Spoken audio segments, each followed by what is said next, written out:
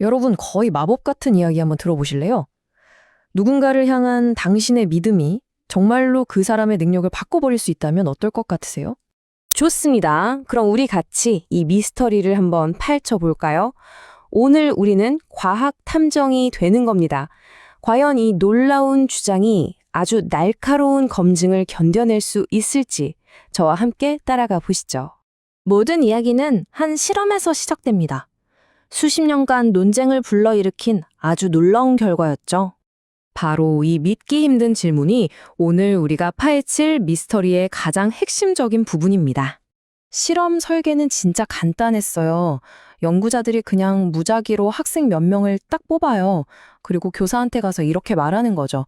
선생님, 이 아이들 명단 보이시죠? 이 아이들은 곧 잠재력이 폭발할 겁니다. 그런데 말이죠. 그 결과가 정말 충격적이었습니다. 자, 여기서부터 진짜 재밌어집니다. 보통 이런 놀라운 결과가 나오면 와, 대단하다 하고 끝나잖아요? 근데 진짜 과학자들은 반대예요. 이거 어떻게든 틀렸다고 증명해봐야지 이렇게 접근하거든요. 그래서 가장 먼저 검토한 건 가장 간단한 설명들이었습니다.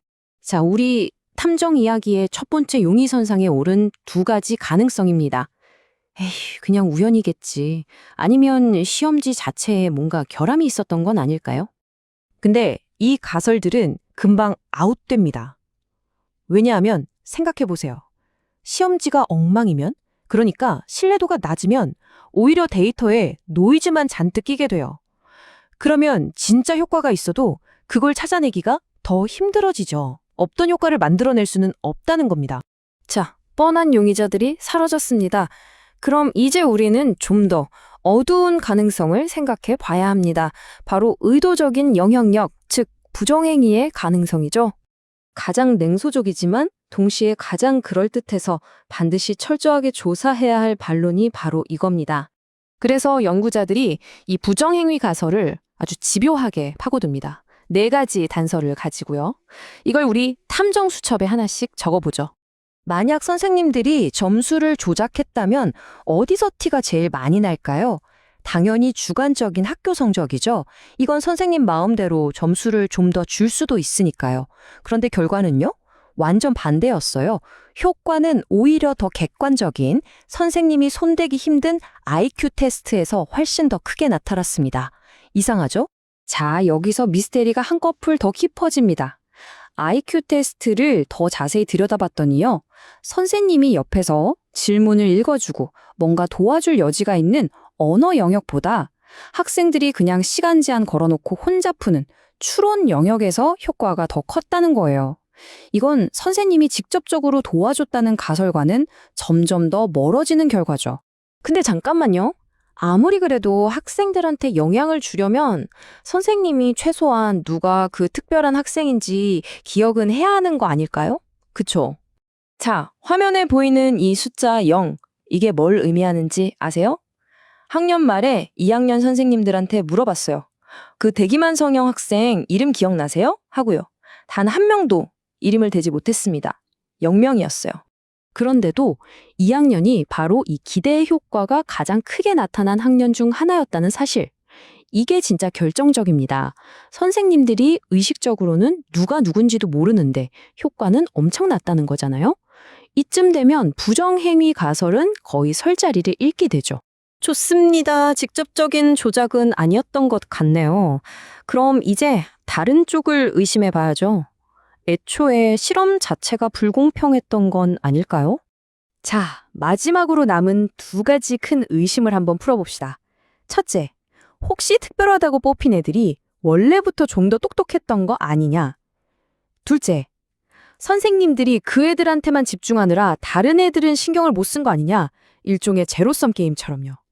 근데 놀랍게도 데이터는 둘 다 아니라고 말합니다. 심지어 특별그룹 성적이 많이 오른 반에서는 다른 학생들 성적도 같이 올라가는 현상까지 보였어요. 마치 긍정적인 분위기가 교실 전체에 퍼져나간 것처럼요. 자, 지금까지 우리는 여러 용의자들을 목록에서 지워나갔습니다. 이 효과는 진짜인 것 같아요. 그럼 이제 진짜 배기 질문이 남았죠. 도대체 어떻게 이런 일이 가능한 걸까요? 선생님들이 속임수를 쓴 것도 아니고 시간을 더 쓴 것도 아니라면 대체 뭘 다르게 한 걸까요? 핵심은 바로 이겁니다. 이건 시간의 양 문제가 아니었어요. 바로 상호작용의 질 문제였던 거죠.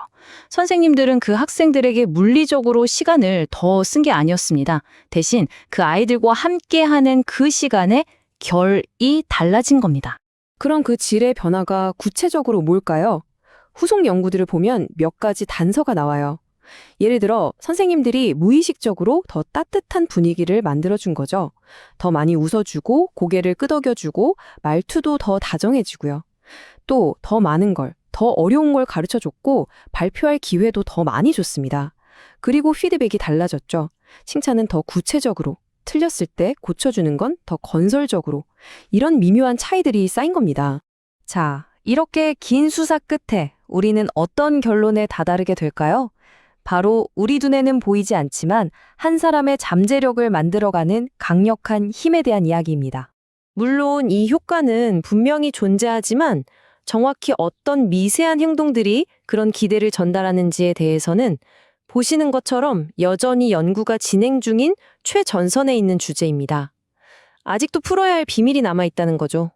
자, 오늘 이야기를 마치면서 마지막으로 여러분께 질문 하나를 던지고 싶습니다.